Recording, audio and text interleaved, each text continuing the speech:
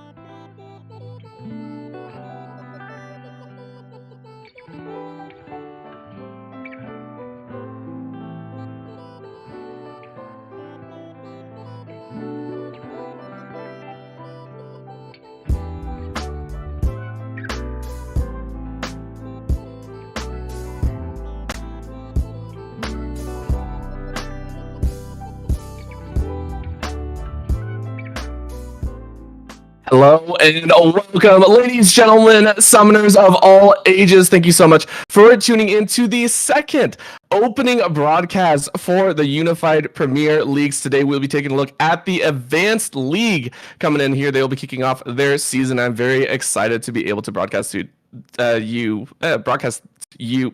I can't talk. To bring you these awesome games, my name is Orbital, joined by Rude Dude. How you doing today?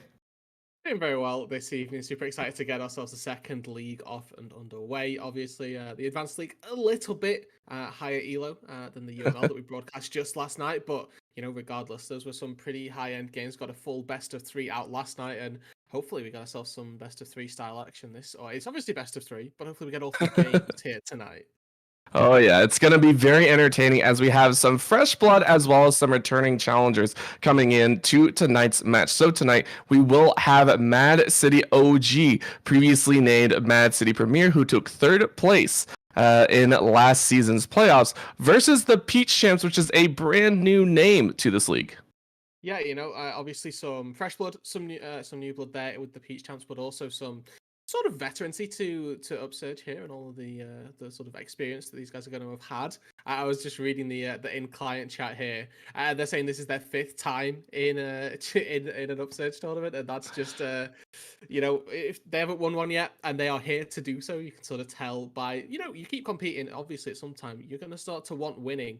And for mAAd City, that's kind of the goal here as well. So nice to see some returning presence and also some fresh blood coming on in to try and shake things up a little bit because, if we're looking at team that won last year, we had a Wichita Wolves squad. Fortunately, or unfortunately, depending on which way you want to look at it, there are no Wolves here this split. So regardless of how tonight's action goes, how the season goes, we are going to be giving that crown over to a brand new team. Yep, no matter what, and we have some awesome organizations that are both returning in New Blood, like you had talked about as well. And mAAd City does have mAAd City, I believe, Wildcard playing in another group. We also have the Costa squads, which I believe there are 3 different teams surrounding in the other groups and divisions. So again, very, very excited to see what happens here. But let's go ahead and get into the meat and potatoes of this first best of 3, right? First match of the season, and you are basically testing your mettle against your opponents. I mean, is there anything that you feel, at least champion-wise, that we might see, especially with the meta sitting here? Or do you think it's just going to be kind of a crapshoot, kind of a toss-up as teams try and figure out, what their opponents play? I think there's going to be a little bit of meta pinching, but a little bit more target banning coming out. In particular, if we don't see a Rek'Sai ban every single game, then I'm going to be very disappointed because the jungler here, I believe for Peach's champs, a bit of a Rek'Sai one trick. Well, I'm just going to go out and say it. I'm just putting it out there. Plays a lot of Rek'Sai, and if we don't see that banned, I can imagine that one being collected fairly freely, fairly quickly, and taken onto the Rift. But outside of that, reminder, this is I think about a Grandmasters capped league. So we do have teams above Diamond 1. That this is the sort of area where we're expecting meta to really be quite a determining feature in the draft. So things like Karma, like Rumble, like Xin Zhao are things that I would expect to see being picked up, being banned away, things along those lines that we are seeing in the top levels of the play across multiple regions. That's where I'm hoping to see some sort of drawback from there and hopefully implementation into these drafts here. Yeah, and that is all that it is. Again, making sure that you can also adapt on the fly is a huge thing. I'm very excited to see how you're going to be able to deal with some of these situations. Hey, just like you said, that Rek'Sai coming out, if that does come out, if mAAd decide to let it through, what's their answer? Because you have to see it. Just like you pointed out, it's a very obvious one-trick pick, or at least a a favorited pick of the enemy jungler. Yeah. So you either know that you're going to ban it out, or you have an answer, and the answers are always so interesting to me. How do you come up with some of these unique picks that challenge the current meta, or how do you even divulge and get around it, right? So in your opinion, do you feel like there are any champions that will be that kind of sleeper pick that will surprise us even here in the UAL? I think that in terms of Rek'Sai counters, notably, there aren't any that, completely slander Rek'Sai. I think something like a Kha'Zix maybe that could come out. But traditionally, you pick Rek'Sai to counter a Lee Sin. And I think that's the best example of a champion and a case where Rek'Sai is in a really good spot. And I think that with Lee Sin in his current position, we've seen him challenge the tops of presence charts across global play. So I could very well see, that Rek'Sai still hit the ban table, because I really do think that if they are able to ban away Rek'Sai, that opens up Lee Sin. And, even if they want to take Lee Sin for themselves here, for Peach, they have a very real possibility to do so. They don't necessarily need to ban away their own Rek'Sai. I'm not suggesting that by any means, but keeping Lee Sin and Rek'Sai, we have seen in the meta right now, very bruiser heavy, very melee oriented compositions being picked on up, and those two in tandem definitely make a bit of a good dive duo. Yeah, not just that. I mean, the items that have recently been introduced do have some influence, right? We've seen some champions pick it up a little bit. Some of that split push ability and capabilities are there. However, we are directly into the ban already, and pick and ban phase, and you can already see the first champion banned away is going to be that Silas don't want to play. And of course, just like you said, Rude Dude, no one gets to play the Rek'Sai, immediately respectfully banning that one away. Quite rightly. Honestly, that's just simply going to be the case for all three games tonight, regardless of game length, how well they go, how we see the champions picked up on the other side of the rift. There is a 0% chance that this Rek'Sai gets dropped, so I'm very happy to see that still on the table and kept as where it is. For the rest of the bans, Nocturne, Karma, as I'd alluded to here, going to be one of those supporter enchanter styles. Lee Sin as well, getting taken away. So we are seeing that dip down from top tier pro play into these drafts here as well. Yeah, and with the Rek'Sai ban, and especially on red side, it always feels that you do have to ban out more of the meta picks, right? You will not have the opportunity to pick up the first hyper carrier or that first champion that is highly prioritized across all the boards. So you can see a lot more of those meta bans, and that's going to be the Ezreal as well banned away. So very much targeting just that overall strength that can come from some of these champions. Now with that, we do have TPC going to be able to pick up the first champion. Of course, a lot of champions available. They did ban out the Nocturne and Lee Sin to follow, so Playmakers kind of taken off the table. 10 seconds left, and they are going to go with the Varus in the bottom lane, a very safe and flexible ADC. Yeah, can obviously be built in a couple of different ways, most notably at the minute, opting through that lethality route. But if for any reason Peach Champs are lacking in a little bit of consistent DPS, we could very well see a bit of Gale Force action for the Varus here. And with a champion like Varus being locked in, Thresh priority weirdly skyrockets because you're looking to keep him safe. Varus, a champion with very little mobility himself. Typically using that Dark Passage is a tool that teams will look to alleviate, keep that Varus a little bit more safe, particularly with a set already locked on in for Mad City. That goes to show you that is a fairly aggressive dive style champion here, so if you're able to keep that Varus a little bit safer, that is exactly your goal. Yeah, and on the flip side, we do see the set being picked up, and Lulu, of course, signaling that there might be a hyper carry in that ADC role. The Jinx or Kog'Maw could always come out, and so TPC say, hey, cool, we're going to go ahead and counter your Fist Fighter with a little bit of monkey business, locking in the Wukong and the Thresh to round out that bottom lane. So a very nice kind of generalized teamfight composition TPC are already building. Yeah, they've got themselves some very strong pick potential as well here. The Chain of Corruption into a death sentence, or vice versa. A very real possibility to find some isolated targets on Mad City, try and focus those ones down pretty darn quickly. Of course, the Lulu going to be providing a little bit of safety to those, but if it's the Lulu that's caught, there's only so much safety that she can be providing to herself. The jungler locked in is going to be the Diana here. I didn't want to cast too many dispersions because Diana and Xin Zhao both function very well with the Lulu here. Something that we've seen sort of evolve in the meta as of late is these enchanters played mid lane and then taking an aggressive style jungler. Champions like the Lulu, like the Karma, which we've seen banned away, sometimes trying to wrestle for priority in their lanes early on, buddy up with their jungler and just go diving into the enemy's jungle. See if you can find the enemy at a camp, see if you can steal away some camps for yourself, and really start to use that priority that the mid jungle duo can provide. Now, as we see, we go into the second round of bans. They picked themselves up a jungler here on Mad City, so they now have the priority and the potential to pinch that jungle pool, and you can see that's exactly what they're doing with that Xin Zhao ban. Potentially here as well, going to be taking away yet another pick in that jungle role.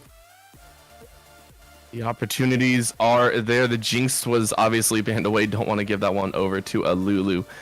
ever, to say the least. And the Fiddlesticks, okay, so the AP monster being taken out of that jungle role. Again, stealing away some power from the Wombo combo. Yeah, so this team fighting presence just trying to be alleviated a little bit more so. And you can see TPC here quite happy to just take away those two ADCs. Very traditional ban strategies here coming on through with a mismatch in the roles.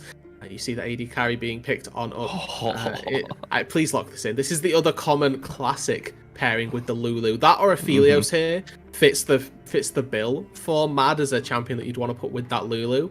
My fear is that TPC have already locked themselves in a very, very strong bot lane with Varus, with Thresh, and that gives them a very real win condition through this bot side. Thresh doesn't get, or the Twitch doesn't get locked in. It is going to be that other option, the Aphelios that I mentioned, being locked on through, providing just a little bit more early game presence with that sniper gun in lane, giving you a little bit of extra range to match the Varus and maybe try and poke out the Thresh as well. But the nature of this bot lane, the nature of any bot lane with a Thresh Lulu matchup, and we do have to sort of put a little asterisk there, saying that this could well be Lulu in a solo lane still, and mAAd have the opportunity to flex this Lulu around if they like the matchup that they would be seeing in the mid lane. But regardless, this Thresh and the Varus together should be trying to assert lane dominance. Yeah, and a dip down into the lower tiers of the jungle pool. The Hecarim actually coming out was hit with a round of Nurse Prior. Did get a very slight buff, I believe, in the last patch.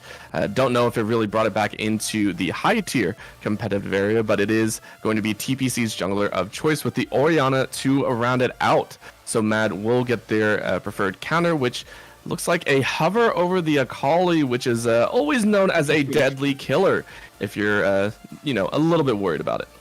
I would love to see Akali. Always love to see Akali. This champion is bonkers. Giga broken. Said it yesterday. Say it today. This champion needs to be picked or banned in a draft. There's no chance that this champion should ever be getting let through any draft in a game of League of Legends.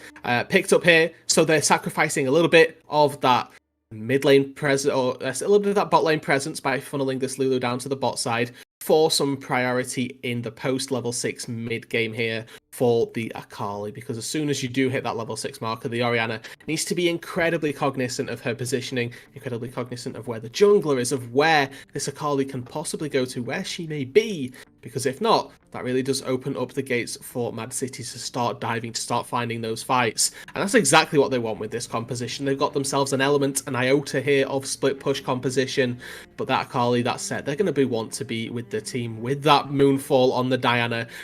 Group everybody up, hit a showstopper into the midst of everybody, Haymaker all over all of that, an Infernum ulti as well if we're feeling extra spicy. Everything about mAAD's composition screams teamfight to you to begin with, and if they're able to get themselves to that team fight stage, we're talking 3 items of Aphelios, Akali with just a Zhonya's, honestly, and she'll be fine, and then the Diana as well with one of those as well, their team fight is going to be near unstoppable.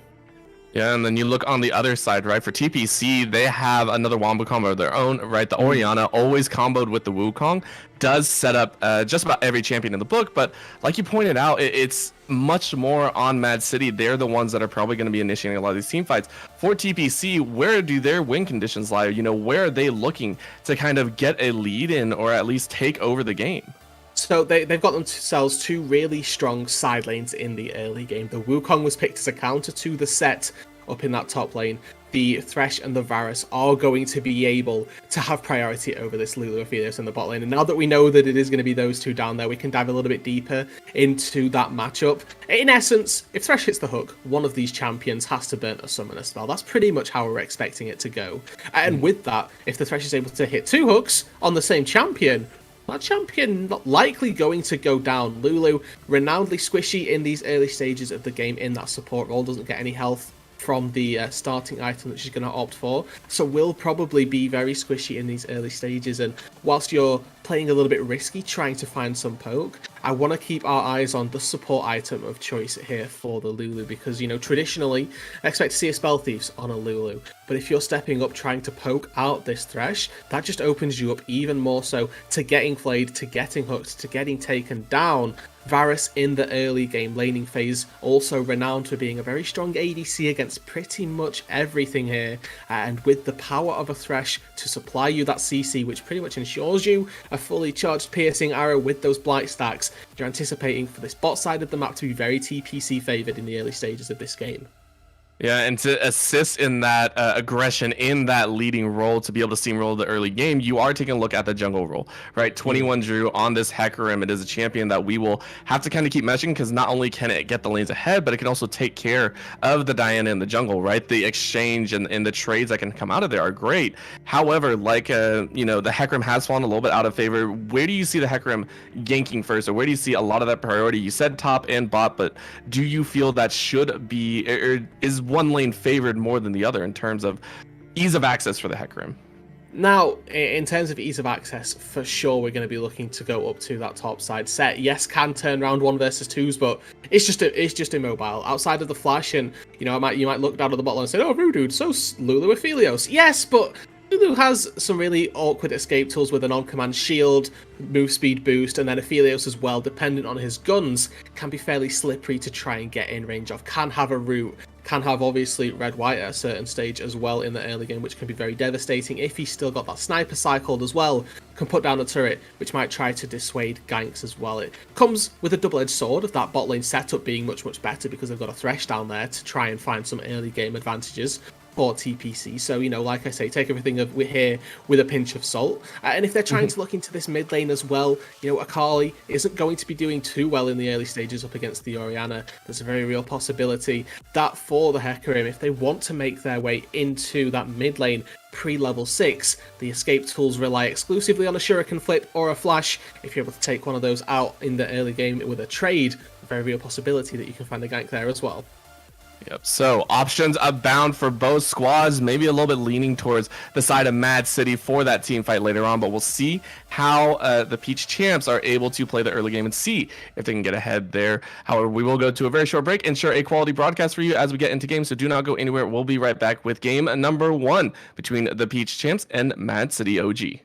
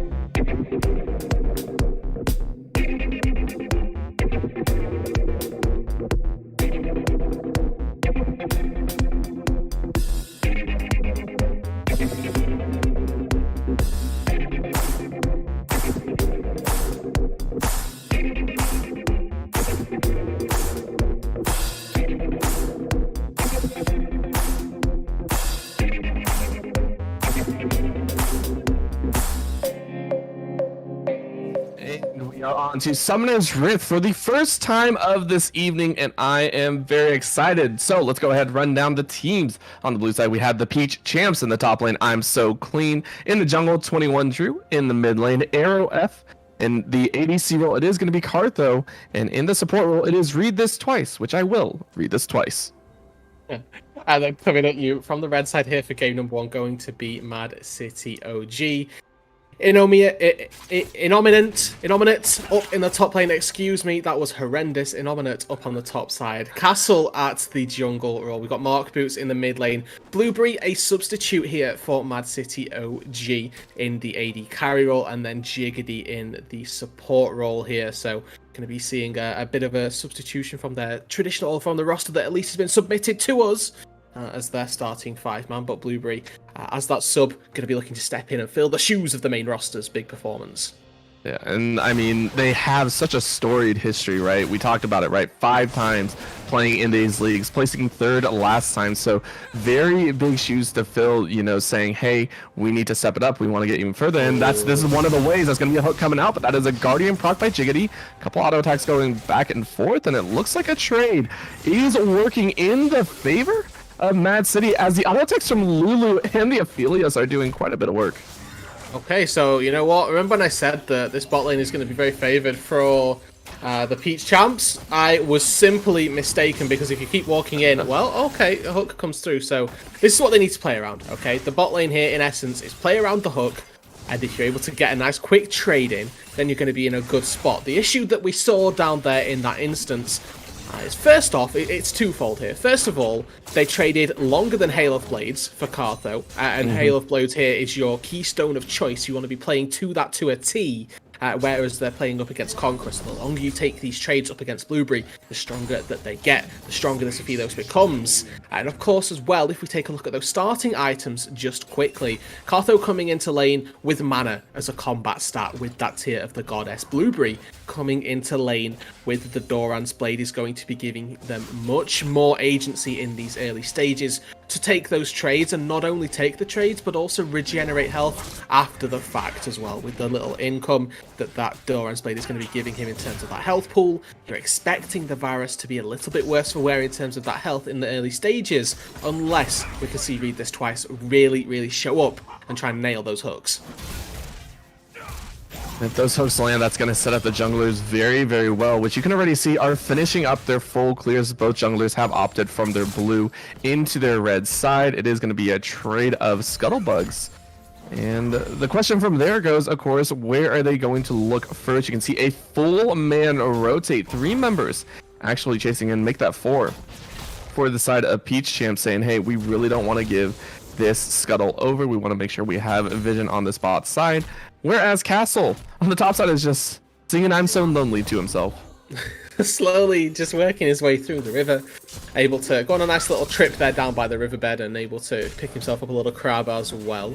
But already hints and glimpses here of nice team coordination coming through, I think is the best way of phrasing this one, for TPC, able to at least demonstrate what they want to do and do it as a team, making sure that they're securing bot crab is mainly the goal right there, and they're able to get away with it. Really good jungle pathing from Castle to recognize that, hey, I'm probably not going to have priority in the mid lane at all for the first few levels. Bot lane, we've seen it go either way so far with those trades, but I'm probably not going to try and flip that one, so we will try and take our pathing up to that top side, make it work over there. We'll get that crab instead, and was also able to get a full clear off before going to those crabs. And that might seem like a pretty small factor, but if we look at where these jungles are out on the map, we've got Drew walking toward their Grob to take their second respawn of camps. We've actually seen Castle at least look for a gank. He just went down to the bot lane, able to put down a ward in that river, did get spotted out on the scuttler, and of course walking through that lit up jungle will be very noted and know exactly where they are, but had a little bit of tempo, found something with it, albeit just a control ward. It's something better than nothing. Well, an attempt was made bot lane as well to try and get some aggression, but Jiggedy ate most of that fight. Cartho on that Varus though took a lot of pain and finally chugs his health potion.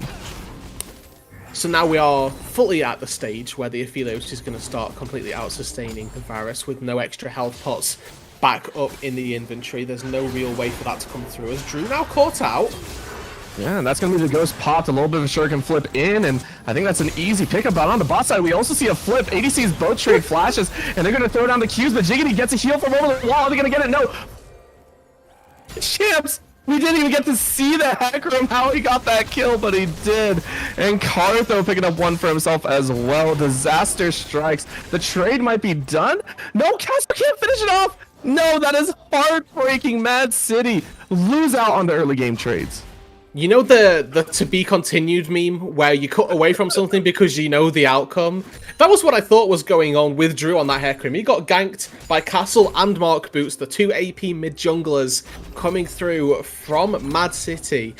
And I thought he was just dead. We were cutting to the bot lane because there was an actual active close 2 versus 2 coming through. Somehow, some way, Drew survives, picks up the kill in the 1v2 situation, and doesn't go down after the fact. And on the bot side as well, we see the utilization of that Hail of Blades in full force, and the lack of sort of discipline, I suppose, from Blueberry here, because he flashes over trying to find an auto attack and doesn't respect that Cartho has his own flash to get away, but now ulti's top side. Yeah, and Dragon was taken, but we're going to look at the spot side again. That is going to be the hook landing onto Castle, who does not have flash. He will go ahead and fall mid lane. Flashes burned, though, by Era's Mark Boots. Try to get a bit of retaliation. Jiggity. Oh, poor Lulu is going to realize the blue is being taken away and dropped a very pitiful ward. This is kind of feels bad, but again, blue butt taken rightly so. Consolation prize for losing that first streak. Honestly, TPC are coming away or going off to the races in this early game. 3 kills for themselves. We saw the top side of the fight wasn't quite going as well as they maybe anticipated. I'm So Clean forced to flash and Cyclone to get himself back out to safety up against the set in that top side, but not giving over the kill is the most important part. Yes, the dragon goes over to mAAd, but whenever you're trading dragons, we always like to see, well, are they finding objectives? Are they finding gold on the other side of the map, so that when they combine, when they try to dissuade the soul coming on through around that third dragon, they will be in a better spot in terms of gold leads, and they are going to be in exactly that position because they've got themselves a 1k gold lead to begin with. We expect this to begin to snowball a little bit with a 2-0 Varus down on that bot side. But that's not all for nothing here, because if we look across the CS numbers, quite literally across the board, they're all in favour of mAAd. Oh. That is a simple kill for Castle on the top side. Now we see the gank on the bot side, and the arrow finds the heart of Lulu. Blueberry having to burn that cleanse. It's going to keep him alive, but still jungler starting to make a little bit of a momentum shift towards their respective lanes. And there you get to see the power of ganking Aphelios, and he has the right gun there to get away with that one. The shockwave was up and ready, but Arrow does indeed get forced away from that one. Lantern out to safety means that it's a quick roam, and unfortunately has to burn the TP as well to get back into that mid lane to make sure that they aren't losing too much up against the Akali. Because as the point that I just made, if we're looking across the CS numbers, mid and top lane here for mAAd City are incredibly favourable, up almost 10 CS for the Akali, which is something that in the early stages should never be happening. And in the top lane as well, this counter pick lane that TPC picked for themselves isn't going the way they'd have hoped. 0, 1 and 0 right now off of the back of an unfortunate set of events. Does indeed mean that when they are looking at this gold lead, it needs to be taken here with a little bit of a little bit of, well, maybe this isn't quite as significant as it looks to be. Because if we're looking at the way that these lanes are being played out, just the way that Inomina is stepping up, trying to take these fights at every given opportunity, forcing the Cyclone for simply walking toward the Wukong. And I mean the clone, excuse me, not the Cyclone, the clone, different things, very important different features. You can see that with this Wave Frozen on the top side, this set in a very strong spot. Yeah, just a syllable difference is really all that is, right? Just a little bit, but of course you are correct, and that's why you can see 2 other members for TPC actually rotating up, and they're going to try and pinch, make that a 4-man rotate, and a dive in the tower. They are going to go for it. That's going to be the showstopper used. Is he going to get the hook? No, he does not. He is not even going to get a little bit of a haymaker off, so that is a clean kill on the top side for TPC as they extend their kill lead to 5-1. Can't kill him with 1, we'll send 4. That seems like the valuable compromise right here, and unfortunately, the showstopper actually sort of gives him a little bit of even less safety, takes him away from his turret, and makes the TPC squad feel a little bit safer when looking to pick up those kills, and do so quite nicely. And now mid lane, Mark Boot's in a little bit of trouble. Yeah, he's going to go ahead and get ganked up, but does go ahead and use the perfect execution, drives right back, and he's out. He's good. And with all this ganking and how much has been taken, honestly, mAAd City coming out with first tower is a fair trade, I would say. They're going to be loving life, because Set is still winning in the top lane matchup. They've spent 4 members on the top side to try and shut down the top lane. And, you know, there's still a CS lead, there's still an XP lead for Inomina up on that top lane. They were able to burn double ulti between mid, and now, okay, I was careful, needed to hold my breath right there. They've burned the ultimate of mid lane. They got every single play out of bot lane with the use of the Rift Herald. This Aphelios is absolutely back in this game right here, because albeit that the Varus has got 3 kills, the Aphelios just got an entire turret and all of the plates that go with it. You put those two together, the Aphelios really isn't going to be down all that much. If we toggled the gold as well just quickly, you can see that golds in their inventory slightly differing, and you know, in terms of effective gold, the Aphelios a little bit behind because it's mythic versus no mythic, but total, they are exactly the same, about 4,300 on either side right now. Means that this Aphelios really isn't feeling too badly. And if we were talking about how we wanted TPC to be playing this game, they've tried it, they've done it to a T here with their early game sort of playmaking. But unfortunately, this team fight comp of mAAd City are still going to be in a position to really take over in a little couple minutes. It's going to be Cyclone used, and that's just a showstopper. No. I think that's just a kill. Nominate is going to be able to walk away, is going to take a lot of damage, and Drew should be here to clean up the rest of the kill. However, he did run out of his charge. Okay, gonna burn the ultimate. Still though, 2 extra plates going down, and Nominate is going to be massively ahead now. The gold lead extends even further, which, for how many kills have gone over to TPC, seeing the gold even and actually in favor of mAAd City does not bode well for them. Just as you pointed out. You're quite right. Yep, it's really not a good look here for TPC.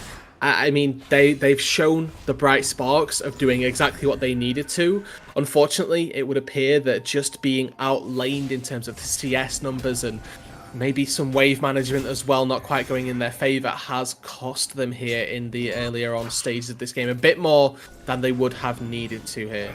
You see Blueberry and Jiggity getting a little bit shepherded out of the mid lane. They're going to be able to quite easily walk around on another angle and be able to make their way in to try and collect these minions. And it's at this point when you need to be a little bit careful with a small lack of vision, really. They need to make sure that they're not about to get collapsed upon on Castle. You can see just waiting, ready in ambush to try and take down this bot lane. If Cartho, and read this twice step up just a little bit too far. But we've reached that mid game, you know, that first turret falls, and what that means, ladies and gentlemen, is ADCs to mid lane. You know, I'm an ADC player myself. The second any of those turrets, oh, never mind.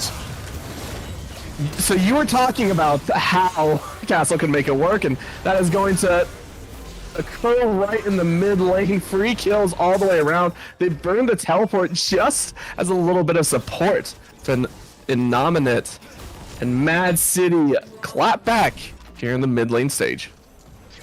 Yes, unfortunately, we see Thresh not respecting what he's supposed to be doing at this stage. You know, he's looking to try and punish the Lulu Aphelios, looking to try and put them down a little bit, but in this stage of the game here, you are simply a Lantern bot. Otherwise, things like that are going to continue to happen. Castle just hops on over, able to use that Flash Moonfall. Varus doesn't have, or had their flash as well, but unfortunately, if you get dashed right on top of you and you flash out to the edge of your flash range, that Diana ulti pulls you back in regardless. You need that Lantern. That Thresh pick is the exact reason that you picked the Thresh with the Varus, to provide that Lantern, to provide that safety.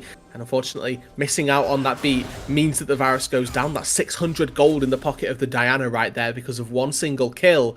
And now, once again, an even bigger lead going over to mAAd City. We talked about the fact that they wanted to have a, you know, they've gone for the Drake takes here, mAAd City, where TPC was supposed to be going for the gold takes.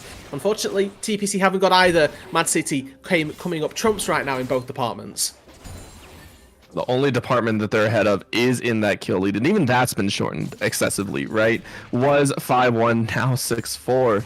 It's looking even more dangerous Top lane tower about to fall in favor of mAAd City as well. They're about to, or attempting to break open the mid lane, which I believe is just above a third of HP left.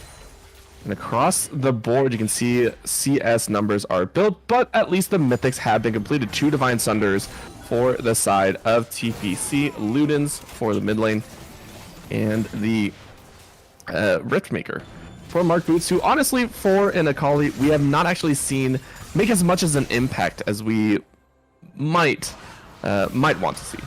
Yeah, you know, these early stages of Akali are all about that farming. Akali comes online the later we get into the game, and the annoying factor that Akali provides, we've already seen glimpses of.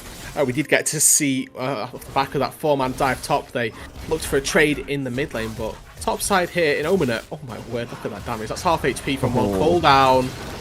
Yeah, now Reed is going to get pinned down. His name has been read into the death note. Or maybe only partially, as he gets Blast Cone over to safety. 21 Drew was fighting off Mark Boots.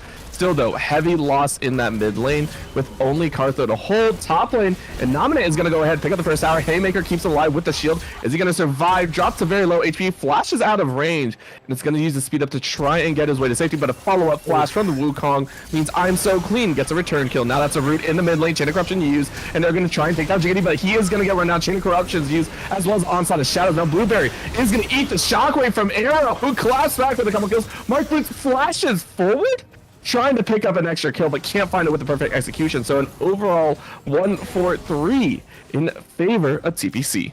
Yeah, they're just getting a little bit too aggressive here, mAAd. They really wanted those turrets, and it does cost them quite significantly here. They're going to lose out on 3 members, also going to lose out on their Drake stacking here, barring some act of miracle from Castle on the Diana. Hasn't even got Smite yet, doesn't have Flash available, ulti's still ticking away. Yes, there's no Smite for the TPC side just yet, but they're maybe going to try and look to turn this one around. This dragon by no means free here.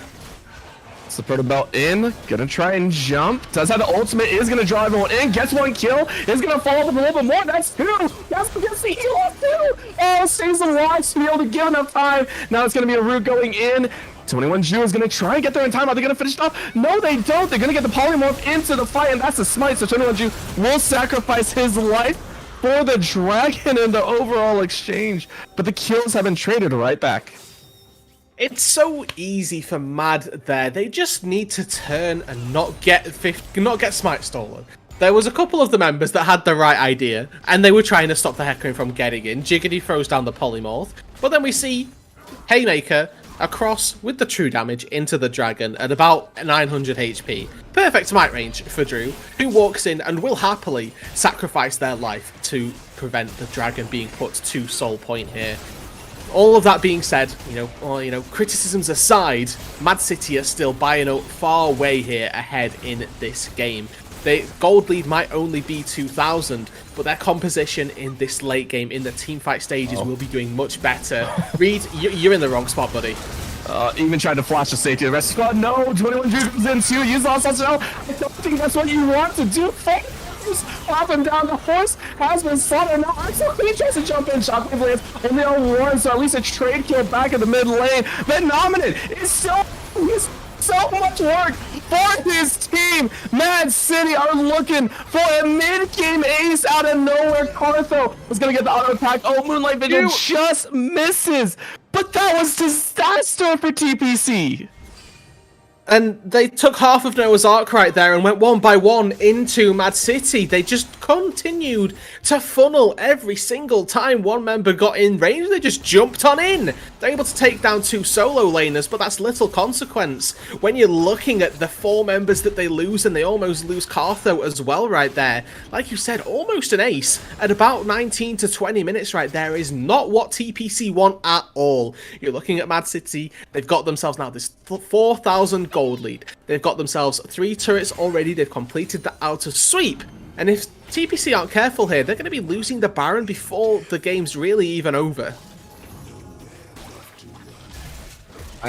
It was just heartbreaking to watch that and to see kind of like, it almost felt like a mixture of confidence and fear in how they wanted to play that.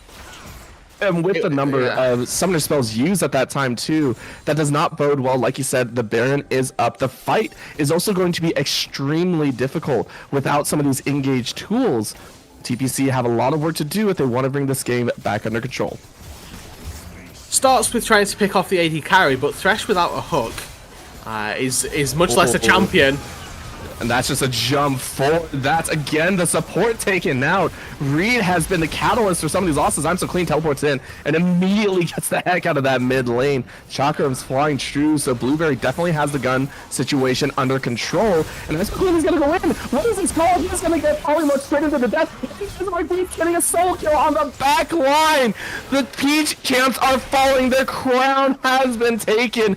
And this is going to be game number 1, starting to sway very, very heavily in the favor of this mAAD City squad. Arrow leading everyone on a merry chase. One more, it might do it, and that is going to be the last hit before Innominate says, all right, enough is enough. Let's just go get mid lane. Another 4 kills here in exchange for now just the 1 onto the AD carry of mAAD City. Once again, another trade that they will happily take. So if we look at the mAAD City squad, something that you will notice, Orbital, that they are not lacking is damage. They have got Set, Diana, Akali, and Aphelios, 4 very strong carries here that are all very well farmed into this mid-game. And just because you're able to take down the Aphelios does not mean you're all of a sudden able to take over this fight. You've seen it's evidenced in the fight that we have just witnessed. For these guys that are looking to try and break their way back into the game, TPC, they're starting to look for these picks, but unfortunately it's too little too late. Unless they're catching somebody out in a side lane who is incredibly caught out, then they're not going to find themselves really anything. And even at that state, looking in the side lane is going to cost them, because the cross maps always are there for mAAD. No. 2 times already. 3rd time is going to seal the deal. Reed, 3rd time in a team fight row, is the first one to fall. Most crucially, Dragon is up in 30 seconds. He will barely be alive for that. But my gosh, it feels like TPC are kind of crumbling at the seams. Seems like it, because that's the case. Unfortunately, this Thresh is looking to find these hooks. He's their way back into the game. I don't want to discredit Reed, because this is how they have to make their way back into the game. It seems a little bit sprinty here, but he's trying to look for the place to break them back into this game of Summoner's Rift, and unfortunately, you know, just not being able to find them. He needs to hit those hooks and hasn't been just hitting the marker, and is getting sacrificed, is getting capitalized upon. This Baron going to go down very straightforward, very easy here for mAAD City to collect that one. Again, it's not without a trade on the bottom side, so good heads up knowledge from TPC to say, okay, we'll make the best of this bad situation. But you know it's a bad situation when 23 minutes into the game, they are taking Baron with all 5 of your team up and alive, and you don't even bother to contest. To be fair, Reed was in base, so I will not say that he was supposed to be out on the field, but yes, it should be possible. But this is going to be another jump in. They're just going to dogpile on. 21 Drew is able to get over the wall, but that's going to be the Moonfall, taking another life. That is 11 in Castle's pocket. Now 4 members strong in the mid lane. This is TPC watching their base crumble. Mid lane inhibitor tower. It's going to fall very quickly. Inhibitor sure to follow, and you can see, yes, there is some damage. Chain of Corruption goes out. That's going to be the hook landing. Can they follow up on any more, though? No, they cannot. mAAD City OG showing the new ones in the league how it's done. And with 2 minutes still on their Baron, this is not the end of their terror reign through the jungle right here. They're going to take every single camp in sight, cut themselves even more income, and look now to break open the top side of this map. If they're able to get this top lane inhibitor, it really does become very trivial, the closing out of this game. For TPC, I want to see them try and make a play around this top inhibitor. You know, traditionally, you go for the 3rd inhibitor, but Drew, you can see stepping on up, and now they're going in. Yep, that's going to be a Cyclone used. They're going to find Jiggity, and yes, there's a couple auto attacks are going to mark his death. Mark Boots is going to get drawn in, and that's going to be the kill. Now, Innominate is going to try his best, but he falls as well, and that is just 3-handed right back over. Now, Castle wants a little bit of action. Oh, but he is going to have to run right back out. Moonfall is not going to do its work, and he's going to get over the wall onto the Gromp. Follow through, and the pick is there. Cartho is going to get jumped right back on the castle, playing this like a cat and mouse game. He is staying alive for so much longer than he probably should. Still, the shutdown does go his way, so a little bit over aggression does net TPC a few more in the book. Yeah, really good capitalization. Just as I mentioned, I say TPC, go for a fight. They do exactly that. They're able to pick off some, I won't call them stragglers, but some members of mAAd who are just flexed a little too far forward and very well able to find themselves a couple of kills. That's 1,000 gold going into the back pocket of the Orianna. Something that you're always happy about is your mid laner getting that 700 gold bounty, and Castle throwing away their life there just a little bit. They were probably routed, probably going to go down regardless, and even able to pick up a kill in trade onto Cartho. Means that it's really not the worst situation for them. Again, we're seeing making the most of that bad situation here for both of these teams. But a Diana with 12 kills, I'm not sure how you feel about that, Orbital, but if I'm staring down that in my solo queue games, I'm very, very scared. Yeah, we're going to see if they can continue this reign of terror now. About 7k or just shy of 7k. It's been absolutely monstrous what they've done since the early game. And now we get to wait and see. Again, Dragon coming up here just a little bit. Actually a little bit longer than that, but of course that is the opportunity they did give over to, so it won't be Soul here at about 26 minutes. Question being, what can TPC do? How can they make this work? Probably now going to be the question mark or the option for them to push, as again top and bot have already, or top and mid have already been broken. Yeah, so this is the final remaining tier 2, the final remaining turret outside of the base of TPC right here. So Mad City wisely selecting this one. Also, these tier 2s here, the bot side tier 2. Okay, Moonlight Vigil going to find some snares, but nothing else to come from it just yet. These bot side, so these, okay, hold on. That's just deleting the AC off the table. 21 Drew is going to get out with the onslaught. Now that's going to be a hook. Anominate, though, is playing the front line just as a top laner should. And there's not enough time for me to let you have that. There's simply a dead Varus on my screen now, and once again, we're not seeing the Lantern come out in time here from Reed. We aren't seeing the respect being paid to this Diana that is necessary, and with the AD carry off the map, you anticipate that the inhibitor is going to be the least of their worries here.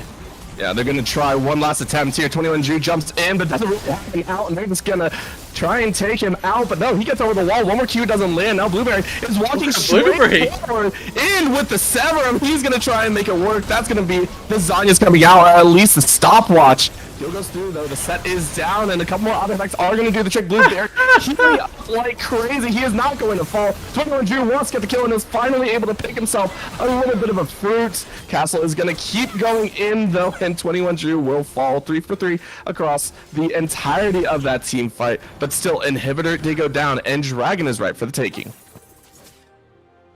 And hopefully, the Dragon does get picked on up here. Cartho and Aero are a very powerful duo right now. You can see Mark Boots is definitely in danger. That Blight does get popped. Ooh. Ooh. Okay, this Dragon now became a little bit scarier. TP is there for Innominate, but also is available for I'm So Clean. The set has TP available 10 seconds prior. And Castle, you know, the only downside to playing a Diana in the jungle, you do tend to be a little bit squishy, but Nominate is right here ready to help out. Cartho is going to eat the full force of the Haymaker. Nominate is going to take that kill.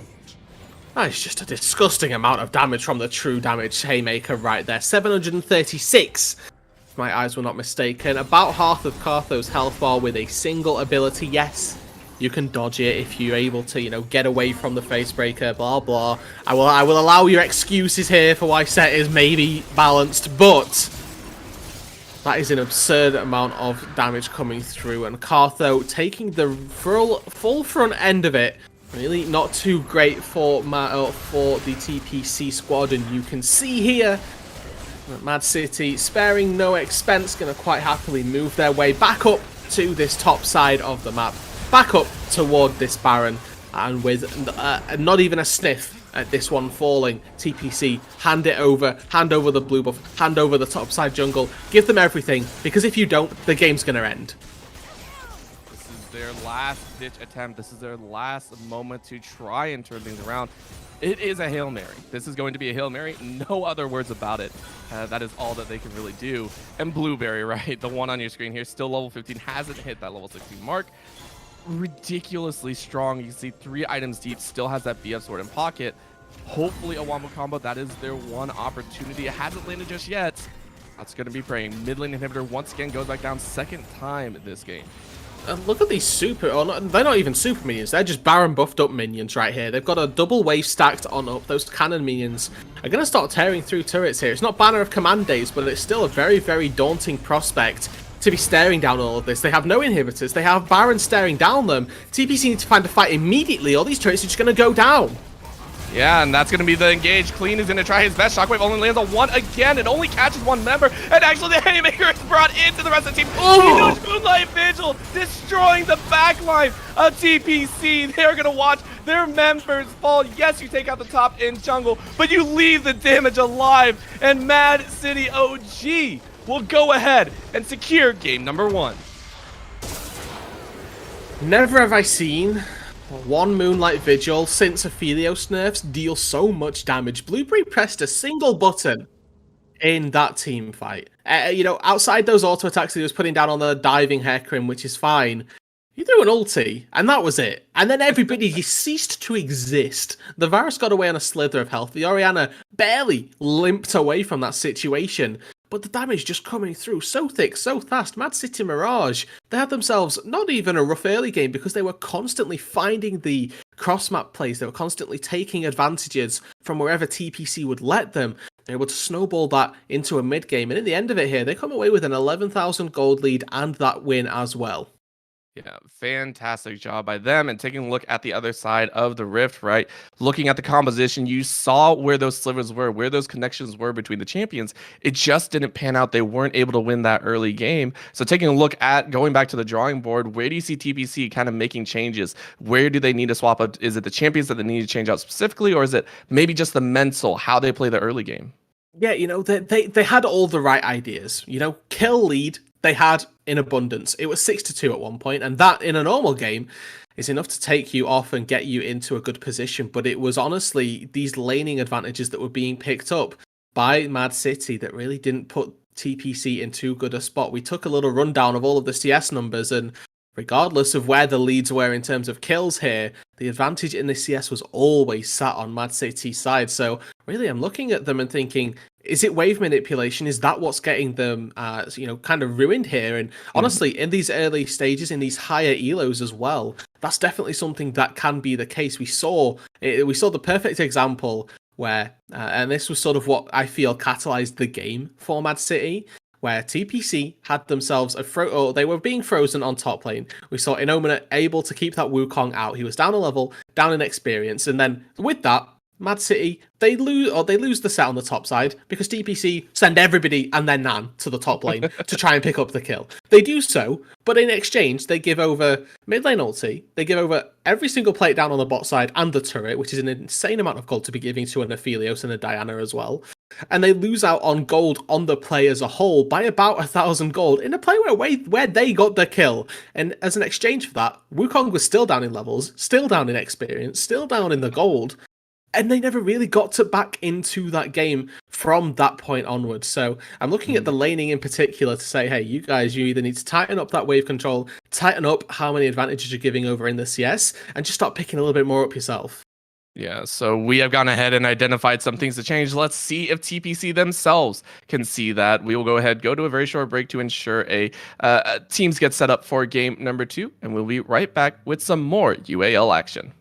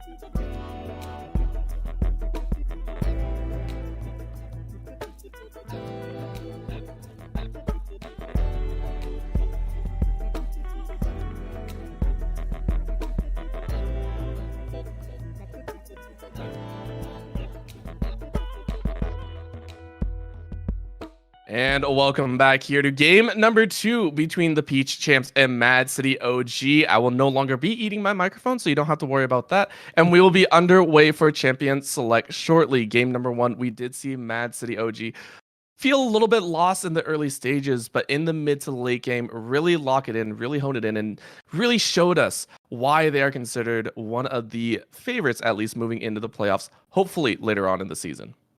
Yeah, it's obviously a fairly long road ahead of us. Playoffs seem like a bit of a distant future right now, but they're definitely looking to, at the very least, showcase why they are better than the Peach Champs here tonight. And obviously, out of game number 1, they definitely provided us with enough evidence to suggest that they can definitely try and take games from Peach Champs right here. They've already taken 1 and looking to round the night out fairly quickly, get themselves that quick 2-0 if at all possible. Peach Champs, though, coming at us this time from the red side, going to be trying to turn that back in their favor, trying to turn their fortunes, turn the tide of the evening to take us to 3 games, to take us to that all-important game number 3. Now, if yesterday's anything to go off of here, Mad City, this is obviously a little bit of different here, and I'm going off a bit of a tangent.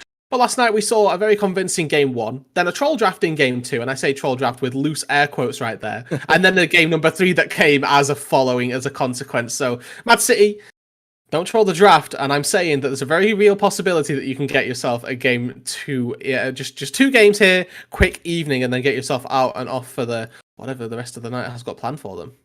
Yeah, limit testing is great and all. Don't do it in one of your regulation matches. That's that's something for anyone wanting to play in any sort of tournament league.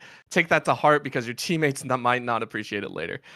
Taking a look though, Peach Champs might have to do some limit testing of their own. We saw the composition that they built last time. We talked a little bit about it prior to going into the break after game number 1. Now taking a look here at game number 2, they are on red side. They will have the opportunity for a counter pick in some scenarios. Taking a look here, do you think there are some specific lanes that you are hoping to see Peach Champs take the counter pick, or are there some champions that you specifically want to see them take again?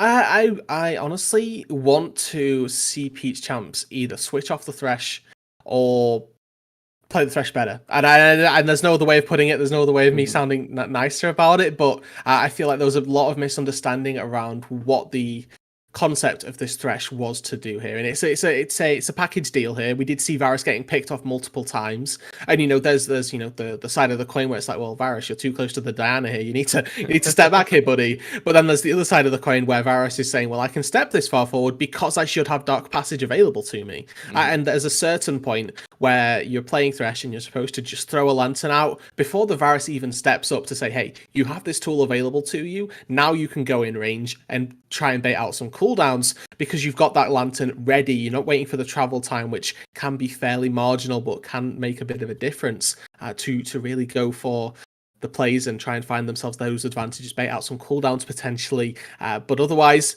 maybe try and switch off that. I agree with the lane bullies coming on through for them. I think that we saw Mad City showcase that they can find distinct leads in the early game. So I don't think that, and I think that one of the best ways to try and counter that is just to snowball them, pummel them down in that early game, and prevent those leads from ever coming to fruition. Yeah, and taking a look at the champions that they had picked last time, right? We saw the set Diana, Kalia, Phelios, and Lulu. Previously, it was a Silas, Nocturne, and Lee Sin banouts before for the first round by Peach Champs. Do you think we're going to see a change up in the bans, or do you still think those are legitimate fears for Peach Champs to lay down and say, hey, we still need those off the table? I wouldn't be surprised to see something change here. I mean, the Akali, as you'd mentioned, didn't have the greatest impact, was sort of the spectator here for what was a very Diana-oriented show. So there's a very real possibility we see Diana hit the ban table here. It's worth noting as well, by the way, that we went through an entire draft and we didn't see Gwen nor Viego. Just going to put that one out there here. So maybe on the blue side, we see something change a little bit here. So maybe as we, maybe try and move on into that draft here, we could expect to see something a little bit different out of Peach Champs in terms of those bans. Get rid of the Diana in some way or another, or of course keep that Diana open and maybe look to take it for themselves. Yeah, and you take a look, and yeah, they were kind of blindsided by that Diana. Of course, it was the Zin's out into the Diana hover, and that was after the Hecarim was picked. So this time around, they do have that opportunity to maybe see a bit more of what's going to happen, and we're already into the pick and ban phase of game number 2. Once again, Mad City OG on that blue side, so they are sticking with the same bans, still Rek'Sai and Karma, which surprisingly enough, they ban on blue side, which I sometimes feel you can take in the situation, right? You had the first pick, you can take the karma, but just not comfortable with it. And then Peach Champ's actually swapping it up and saying, hey, we don't want to play against the Ezreal. Yes, they're going to take it away for themselves, red side here, suggesting that they don't ever want to be playing an Ezreal and blue side first pick. Maybe comes to that point where Ezreal is definitely a champion in that wheelhouse. What that leaves open, though, as an exchange is now that Nocturne or Lee Sin is going to be a champion or some one of those champions that they don't have to ban away here, and maybe that they're going to have to. Peach Champs, they put that Diana on the ban table. The Lee Sin is open, one of those champions from the ban list of game number 1 that we didn't see. Instead, Mad City prioritizing the Lulu, can be flexed around, can be taken into multiple roles. I expect to see it down in that bot lane if game number 1 was anything to go off of. And that does just give gives over Peach Champs a bit of an opportunity here to take something like the Lee Sin and take something that can once again try and punish this Lulu. I'm looking at champs like Blitzcrank, like the Thresh here, with a bit more agency here to maybe try and make something happen up against this very squishy mage. And there are also other opportunities that they have, but this is going to be the Xin Zhao lock. And we saw it hovered last time. It made it all the way through the first round of picks. Peach Champs immediately say, we are not giving this one over. We realize we might have been able to take this one instead of the Hecarim. And the Ziggs lock in, the champion that has been making the rounds in just about every game of mid and ADC positions. So Peach Champs say that we're not going to interact with you through the mid stages of this game. We are simply going to be playing PvE with the Ziggs lock-in here. A strategy that I'm particularly fond of when I get around to it. I do quite enjoy just hitting away, throwing off a bouncing bomb, and then quite happily moving on about my day here. But with Mad City, they have themselves their jungle pick of choice locked on in. You know, the Xin Zhao here for Peach Champs is going to be a champion that wants to jump in on you. Graves as well as an answer for Mad City. It's an answer that I am very fond of here because Graves gets, the closer that he gets, the more pellets that will strike, the more damage that he does. And with the Lulu as well, supposedly in that back pocket, he'll be able to pump out a large portion of damage as well. So it's a very real possibility. Well, there was a real possibility here, Orbital, that the Lulu went into the mid lane. That's just been taken off the board. Chance it goes top lane, very small, but LeBlanc is very exciting. It is, but picking it this early, remember, Ziggs can go in the mid or bot lane. Both are very real opportunities. So showcasing and saying with confidence, Mad City OG are saying, we know you're going to put the Ziggs mid. LeBlanc is not a champion that a lot of people still play, you know, kind of fallen a little bit in the tier list, but being locked in here saying, hey, we can play it, that is going to be, at least for me, the lane to watch. Now with the Nautilus locked in, that is another hook champion, that other champion that can lock down a Lulu, say, hey, you are not going anywhere. We are now into the second round of the ban phase. Question marks all around as Peach Champs last second ban the set. Okay, yeah, taking away something from the first draft that looked pretty decent for Mad City. No qualms, no complaints here. I'd like to see Mad City ban away the Akali, to be honest, just in case they flex this Ziggs down to the bot lane. There's still a lot of draft tools for Peach Champs here to get a decent matchup in that mid lane, and I think that Akali is a champion that can have decent success into the LeBlanc if you're playing it correctly and playing it well enough here. And quite rightly here, Mad City sort of respecting that a little bit, because if they do take the Akali, that means that they have to lock in an AD top laner as a response, because they don't really want to be pigeonholed into quite so much magical damage relative to their physical damage. So taking away Wukong, taking away Camille, understandable here for the Peach Champs, and it's not what I anticipated. It's not the pick that I would have personally gone for, but it does the same job. A neutralizing lane in the mid lane, offering you a bit more magic damage and giving your Ziggs a bit of breathing room by moving him away from that lethal assassin in the mid lane. Yeah, this is what I kind of feared coming out here. So Mark Boots might be having a little bit of trouble, but we now take a look at the other side, right? 5 seconds left. That is going to be the Kog'Maw, one of the other premier ADCs that you do want to run with that Lulu. Last couple seconds, it is hovered, and it's dang it. I had a whole spiel ready. Turn the desk over, turn the keyboards in. Let's hang up our mics quickly. You know what? I mean, it looked good in game 1. Can we really be too disappointed? The answer is yes, we can. We're allowed to be. We would have loved to see Kog'Maw. You know, but Aphelios, it fits well here for Mad City. They picked themselves a nice top lane tank. They got themselves a very the inner workings have a very good team composition here. They need something to act as a front line. Lee Sin, you know what? It's not what I'd have gone for, but once again, it acts as that front line, and that's pretty much all they need. Something to buy space. Graves is going to be acting as a pseudo tank in this composition anyway, because he's going to be playing in that front line regardless. So there's distance. There's pieces of this composition for Mad City that are going to be playing, and you can see the fight lines are going to be drawn in such a way that the Aphelios and the Lulu will be able to play further back, further deep set in these team fights than that front line for Mad City. So overall, still fairly decent. Yeah, and Peach Champs locking in the Volibear, saying, hey, some of our early game dives did have some merit, so let's just go ahead, lock in the Volibear, and really pump that up. That is going to be the Lee Sin versus the Volibear, most likely in the top side. Interesting picks all the way around. You had mentioned that a lot of these were not to your expectations or probably what you would have picked. But let's go ahead and break it down, right? So many interesting lanes that we can see now. The Aphelios and Lulu versus the Ziggs versus Nautilus tentatively, right? Is there any lane that really stands out to you that is either really, really clean that you really, really like, or that's just, to you, kind of mind-boggling for this game number 2? So I think that my place to go to for first of all is going to be this top lane. I think that Volibear as a champion in the top lane still has a lot of his merits as a top laner. Divine Sunderer didn't get nerfed for the for melee users, so Divine Sunderer Volibear is still a very lethal threat.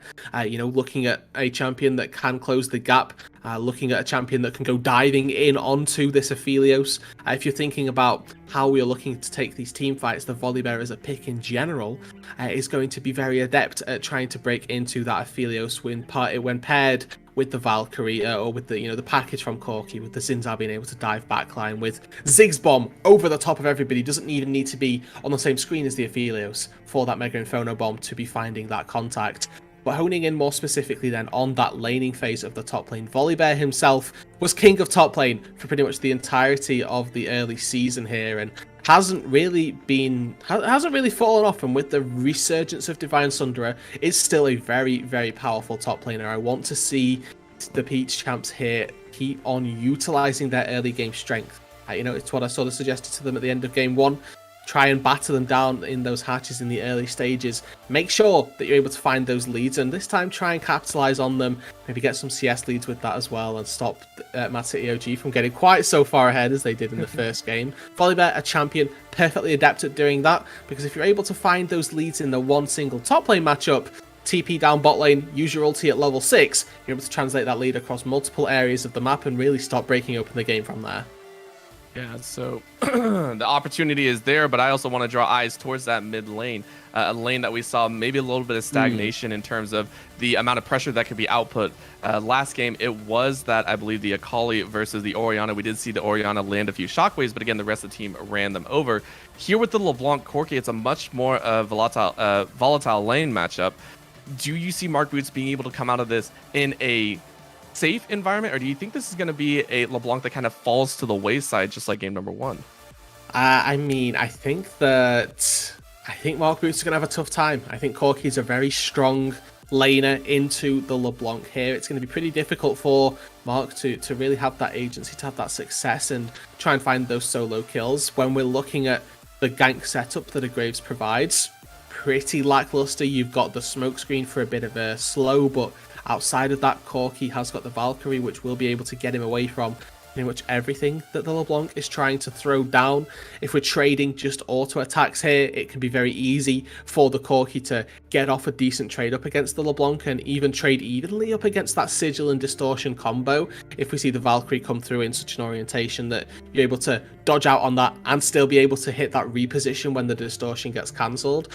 And as well as that, LeBlanc versus the Corki here, with the Phosphorus Bomb in particular, is a very strong counter to LeBlanc, because as soon as she goes below that 30% threshold where the passive would be popped, Phosphorus Bomb acts as true sight. You're able to tell which LeBlanc it is immediately and be able to focus down that correct target before the reincarnation of 2 LeBlancs do come through. So I think that a very real concern for Mad City should be LeBlanc in this mid lane, and that's something that they're going to need to try and address pretty darn early. Yeah, and final question for you before we go into that break real quick. We had talked about Peach Champs having some trouble with the CS, having trouble with some of these macro plays in the early stages outside of the kills with the composition that they have built. Do you feel that it's kind of negated that and maybe helped bolster their CSing, or do you still think it's going to be a complication here in the early stage? For early on, at the very least, Ziggs can be quite difficult to CS with down on that bot side. I would like to see how well Cartho's able to pull that one off. I think that air off with the Corki as well, dependent on the starting item. Again, it's a little bit weird to say an ADC can have a tough time farming, but if you go Corrupting Potion, you can overestimate your damage just a little bit. So keeping your eyes on those CS numbers in the early stages is something that TPC really need to be on top of. For Volibear in the top lane, if I'm So Clean doesn't have a CS lead, something has gone wrong. Yep, so that is going to be the opportunity. We'll be right back. Don't go anywhere. We'll be right back with game number 2.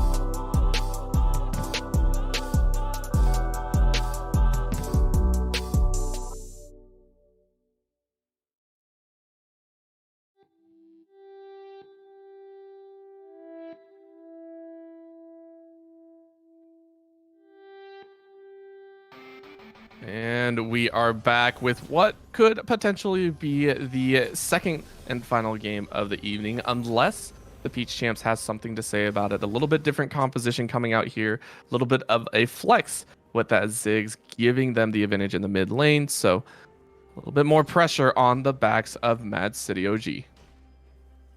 So for, obviously, Peach Champs, it's a bit of a chance of a redemption arc. Hopefully they're able to claw this game back, and I think they've got some really good tools to do so here.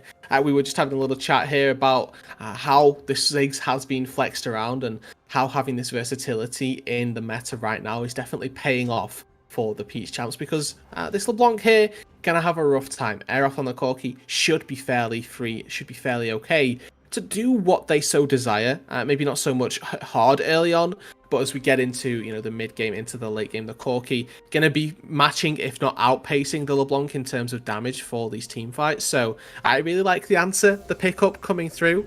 But something that I do want to quickly take note of whilst we've got the time is that this is not your traditional Graves here with a Flash and a Smite. Castle has opted for the Ignite. If this Xin Zhao looks for those skirmishes in the early game, Castle guns to be winning them. He's going to have himself extra true damage coming out from that Summoner spell where you're looking at Xin Zhao. What's he flashing from a Graves? The end of the line? Yes, maybe. But outside of that, this bot lane, not again. Please, Peach Champ, stop. No, this hurts to watch. Mad City going, are you mad? CPC, they eat so much damage, already burning pots early, and that is just a difficult way to, and even in mid lane, everything going Mad City's way. If only there was another way into bot lane, you know, maybe shepherded by the safety of your turret or something to get you down into that bot lane safely. Inomina took a turret shot, which was very scary right there. And we also see Xin Zhao on the minimap at least lurking for a level 2 gank, and I will try and find it in the mid lane here because Mark has just used the distortion. But unfortunately, Aeroth has nowhere near enough health to try and facilitate a gank. And with this Graves already having taken one red buff, it really doesn't look like Drew's going to have an answer to this. We did see the late invade come through between Castle and Inomina on the top side to enable that to come on through. But Drew is going to have no answer. He's just going to be 3-camped or 3-buffed here, and there's nothing here that Peach Champs have done about it. Yeah, not just that. Castle did the one thing that you should do if you have an assassin on your team, which is gank extremely early for them, right? This is a very early setup. That's why Arrow doesn't have his flash. Killed it. Because Castle was there, and so that gives that lane matchup, which we thought LeBlanc was going to be down in, a much needed amount of breathing room. So very nice job, but that's a jump in. No. Green, what? He's dead. That's gonna be dead. First blood to Mad City. Now we're going to see the mid lane. A little bit of Ignite goes down mid as well, so Arrow might fall, and that's going to be a jump forward. Oh, the chain landed, and 21 Drew is not going to be able to follow up. He doesn't have flash. Oh, disaster. Absolute destruction. That is Mad City OG taking 3 to kick things off here in game number 2. Oh no, it's all gone wrong. Oh dear, Peach Champs, what has happened? The bright spot is going to be this top lane, but unfortunately that's not going to be bright either. Never mind, ignore me. Okay, Cartho's dead as well. Orbital, my good sir. What has happened? This is insane. You're not supposed to ask the player. I know I'm not supposed to ask you. I know I'm supposed to know. I'm supposed to have all these answers. I don't. I don't get it. I'm lost. I'm lost in the sauce right now, and there's no way back. Yeah, at least from what we've seen, because even the camera can't keep up with this action. it feels like TPC were willing to play this one a little bit slower, but Mad City chose to up the ante, right? They chose to go a little bit faster, and this is actually a nice trade in that top side, but it feels like Mad City said, okay, cool, now we're going to play aggressive, now we're going to play this upbeat style, this aggressive tempo, and they just weren't ready for it. So 4 kills now, 2K in the lead right now for Mad City OG. They are saying, listen, we don't have a lot of time to mess around. We want to hit the pubs in about 30 minutes. Our mates are calling us, right? Like, we're just ready to go. So heavy win advantages. But again, the one thing that worked for TPC, bringing multiple members to a single lane, and that was in the top side as well. So setting up for a potential tower dive. And you know, this is about all that they've got. We did see that I'm So Clean was able to get away, but the castle is already here to answer. Yeah, and that's just all. Innominate just flexes on it, doesn't even burn the flash. Oh, you know, ward hopping there might have seemed a little bit trivial, but he actually dodges out on the W damage. Yeah. And he still dashes in range of the audacious charge, which sort of defeats the purpose of dodging the W. The lead purpose, he's level 6. Clean. Yeah. Yeah. 6-0. Orbital, they have a 3,000 gold lead. We haven't had 6 minutes in the game. Okay, now we've had 6 minutes in the game. But they had a 3,000 gold lead before we were 6 minutes in. That's insane. It's crazy. Not just that, they've averaged a kill a minute, which for this composition, we were kind of curious how it would work, right? Were they going to be able to do it? You know, especially with that ignite that does lend itself to a little bit of danger. That's dear. I'm going to tell you the real bad news right now is that I had 10 channel points bet on this game that Peach Champs would be able to take us to game 3. And they're lost to the ether right now. Well, not to the ether. Somebody else bet against me, and they're going to get my channel points. So congratulations to you in chat, because this is, the game is not over, but the game's over, if you know what I mean. It hurts calling it, right? It definitely hurts, but this is also a composition that doesn't feel like it has a window back in, right? And that's just the relay damage. The gun swapping is so good here. Blueberry had the perfect gun combination to trade down. And I mean, I would not want to either, but these are champions that directly have to scale, right? This is a Corki mid, which needs at least an item and a half to 2 items before he really starts ramping up. Oh, yeah. This is also a Ziggs, who needs at least 2.5, I would say, before he's even relevant in the game. All of it just feels like it was hinging on some early game plays, and mAAd City OG read that like a book and immediately shut it down. And that's all to say that you've made it to that point even, on par with your opponents, when the Corki is going to be looking to try and hit hard with those 2 items, with that Infinity Edge potentially coming through here, with Ziggs having a little bit of safety from maybe a Zonya's second item, or having a Horizon Focus as a little bit more poke damage coming through at that second item breakpoint. But by the time Ziggs hits 2 items, LeBlanc's going to be at 3. Aphelios going to be at 3 at this stage. Lee Sin as well, 2-0-0 on this top side, is going to be far and away ahead of everybody else in this game. And the avenues back into this game here are going to be looking very, very scary. If they don't come off, they're going to look like desperation from Peach Champs, and that's because they are. Well, this is one of those desperation plays. We now get to collapse down as Volibear actually says he wants to fight, and Nominate is going to eat quite a chunk. And Reed is actually going to jump into a level 8 and level 6 mid and jungle combination. Mark Boots is going to go ahead, eat a lot of damage, but 21 Drew is here and ready to fight. That's a jump in. Collateral damage takes the kill. Castle is going to follow right back out. Huge distortion damage, but it's not going to be enough. Now there's going to be a knockback. Over the wall he goes. Preston Guard. He's going to knock Mark Boots out. So a trade of 1-for-1 does secure, I believe, a little bit of a shutdown. No extra gold on top of Castle's health bar. So a trade of 1-for-1, about the best that TPC could have hoped for. They got a kill! Orbital. They haven't managed to get a kill in the first 9 minutes of the game. They finally break one open. Is it on their support? Yes. Does it matter?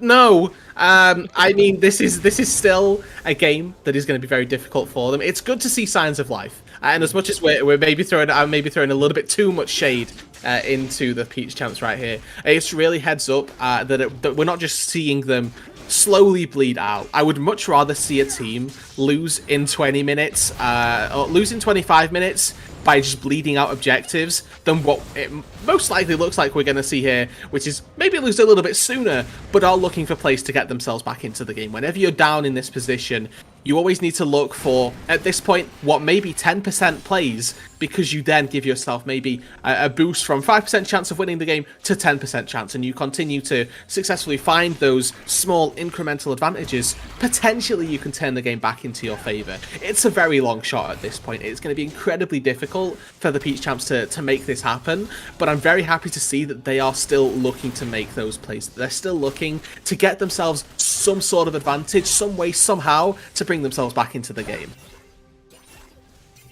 And one way to do that is to pick up that very, or I wouldn't say early, but the first Rift Herald of the game. They're going to go ahead, drop it, I think, on the top side.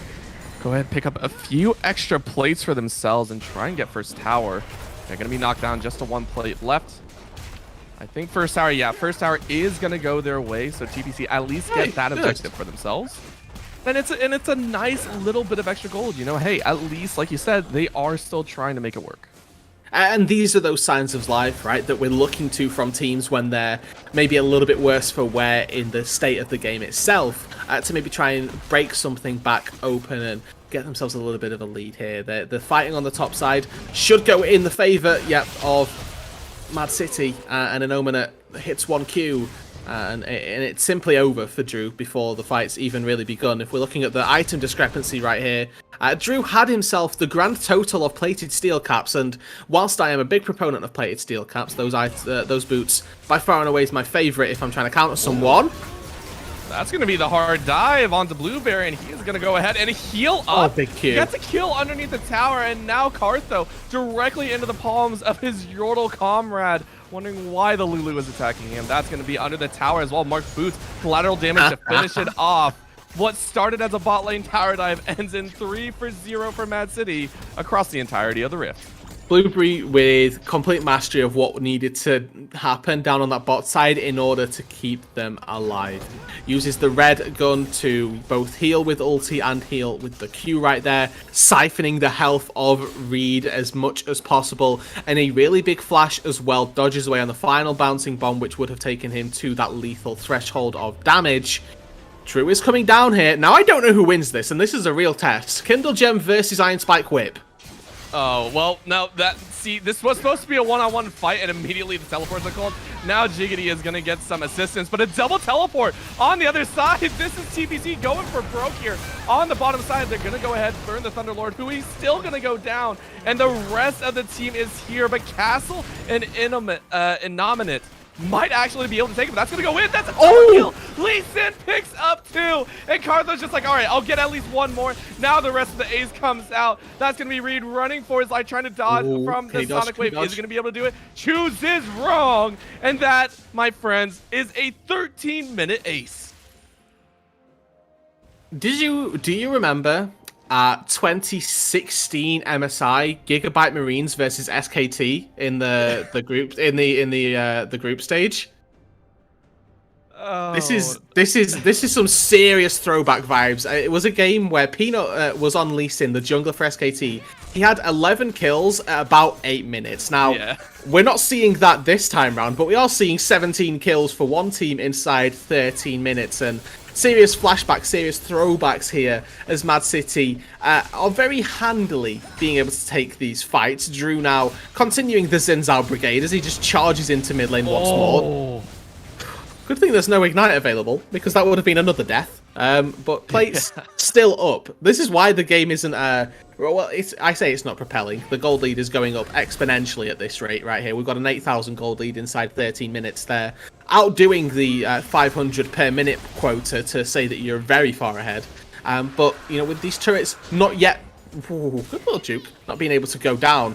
It's sort of the respite of those turrets that are keeping people safe.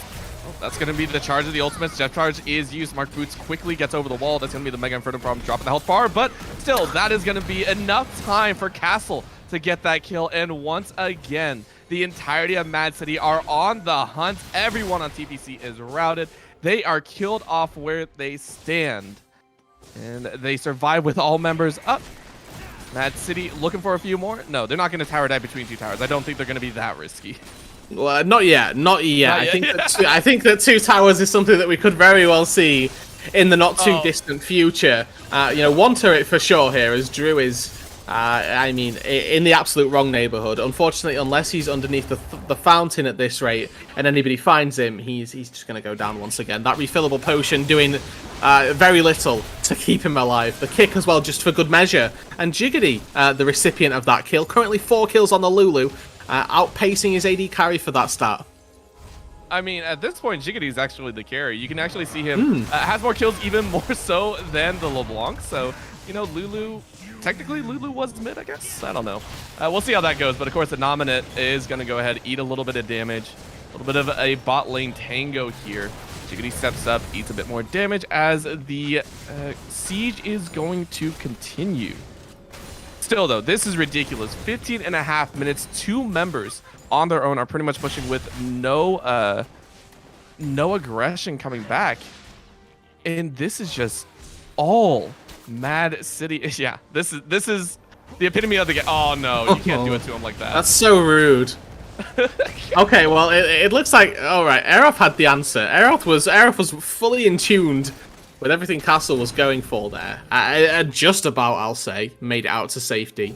At this point here, okay, Crescent Guard does block a bit of damage, but goes back in anyway. Yeah, because, yeah, remember, Mark Boots is never alone. Ever. And also remember, Xin Zhao goes in. That is all Xin Zhao does. And unfortunately, if he's not ahead, he's behind. And if he's behind, he is useless. And that is a very real prospect that we have found out here. The philosophy has indeed come true in this second game. Now, I had my question marks around the draft of Mad City, but it would appear that they have turned those question marks into exclamation marks and really start to run away with the game entirely. Because, yeah, 10,000 gold, 11,000, 12,000 actually, as I do basic math on stream for everybody. As people say, don't do math on stream. If you can add up, I'll give you that one. But 22 kills to 3 right here. They're going for twice the kills per minute record, which is an absolutely insane stat to be trying to break open here. But this game, I have no doubt. Let's see it. Yeah, they have all the time in the world to do so. They have the power as well. Blueberry trying to swap out the guns. I don't believe. Yeah, there you go. You have the Gravitum plus the Infernum to secure a very nice team fight combination. And Nominate ready to go to try and solo out a single person. Now going to show Castle coming over the wall as well. A little bit of a slow goes down. That's going to be a jump forward and back out. Drew with some fancy feet, but the Sonic Kick does land. He's going to almost get away under the tower to go. And Nominate is going to eat a lot of damage. That's going to be the hook in, and that's going to be 1,000 gold going into the Volibear's pockets. He is still going to die, but Castle is ready to avenge Blueberry. Now here, a little bit of a root with Castle to finish it off with some collateral damage. I don't know what's so satisfying to me, but every time I see Castle collateral damage a rooted target, I'm just creasing myself with laughter here because I just find it so entertaining. And Aeroth, Ignite is down. He's also once again being removed from the mortal plane right there. Taken down once again here. 0-7 and 2, not quite the scoreline I expect from mid laners, but up against a Fed LeBlanc. There's not too much more that I would necessarily expect here. So this game, again, slowly bleeding on out. And it's important to remember the real objective for mAAd, which is not the Nexus, but 2 kills per minute. Yeah, they're going for it. They're going as quickly as they can. Still top lane fight going out. This is going to be Blueberry trying his best. Teleport in and Nominate. Again, having his team's back. The heal comes out and Blueberry doesn't fall. Triple kill for the ADC. Another Sonic Wave lands. Another root is connecting. Reed gets punted back into a team. Quadra kill goes out. Is Blueberry gonna die? Blueberry falls before the Mexico comes through. Come on, Arrow. You can't do him like that.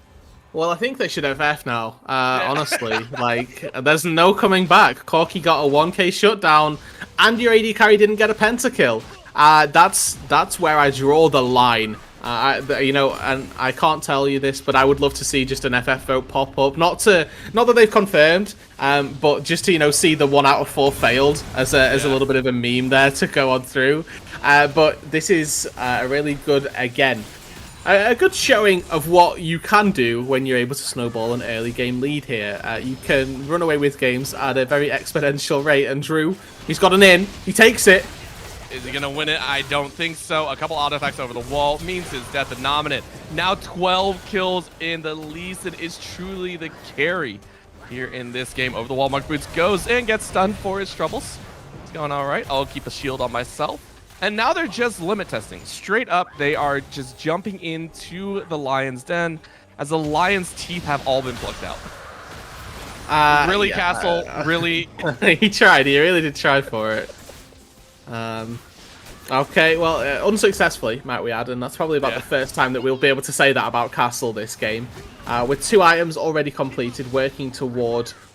I honestly can't even tell. It's 2 longswords. It's too early for me to call that one. I'll go Bloodthirster just off the bat, even though there's only 1 longsword in it. Don't care. Saying it anyway. The Collector picked up as a second item means that there's probably a chance for more lethality to come out as well, to be honest. So, looking at it, we're definitely not anticipating this game to be going on for too much longer here. The Baron has been alive for 30 seconds. It's going to be going down within even less time than that.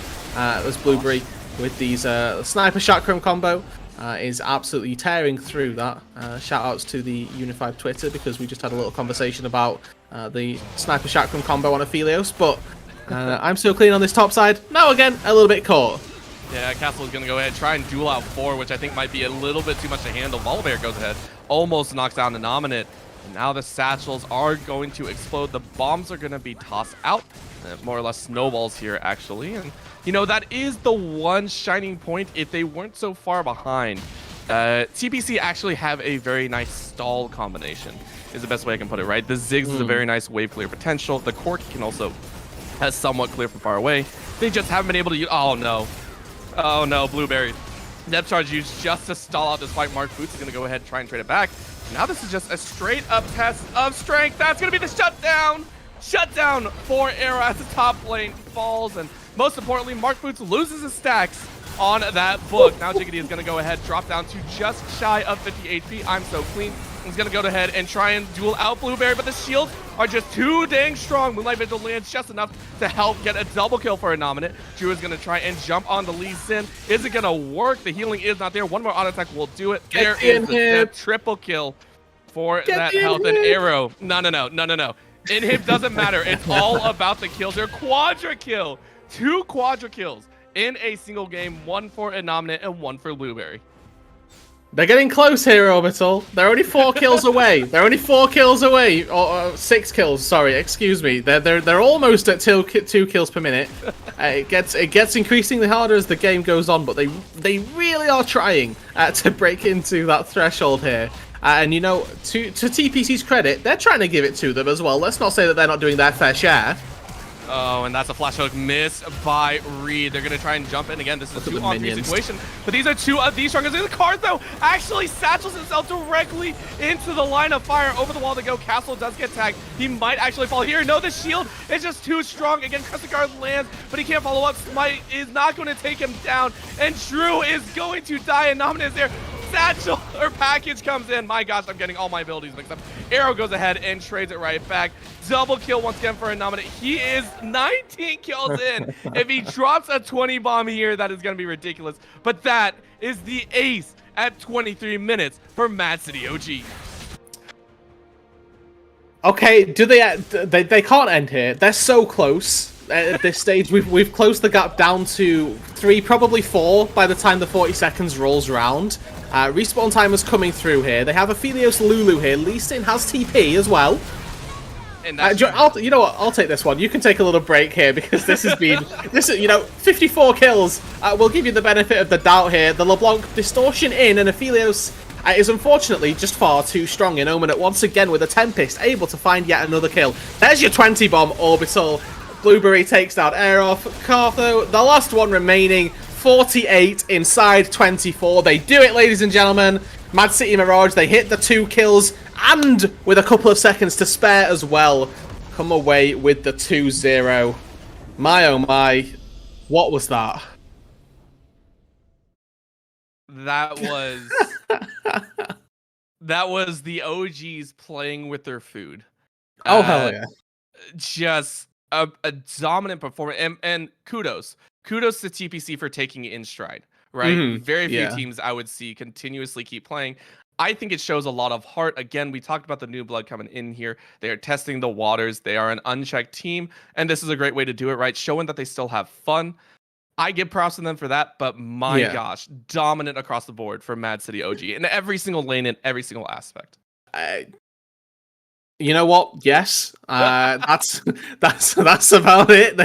You want me to color analyze that game? Mad City Mirage won. They gapped everywhere, and they played their hearts out. They came away with victories literally every single way they could have done. And 2 kills per minute is absolutely insane. Let's put that into context. That normally teams are like, oh, they got a kill per minute. That's pretty crazy. These guys have been brawling, but you're quite right. The heart and character that came from TPC tonight, kudos. Yeah, and of course, all eyes drawn Innominate. 31 kills he participated in out of the 48, and 21 he took for himself. So very much a highlight star play. Great way to kick off the start of the UAL season here for the summer. I have to give kudos to him. But again, congratulations to the entirety of Mad City OG.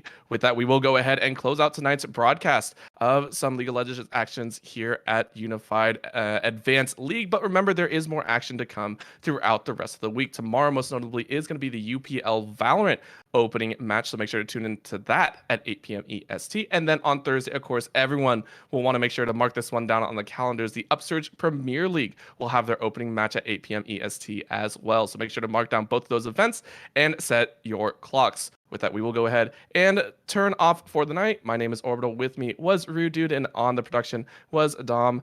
Cast for that. Thank you so much for tuning in, and have a fantastic evening.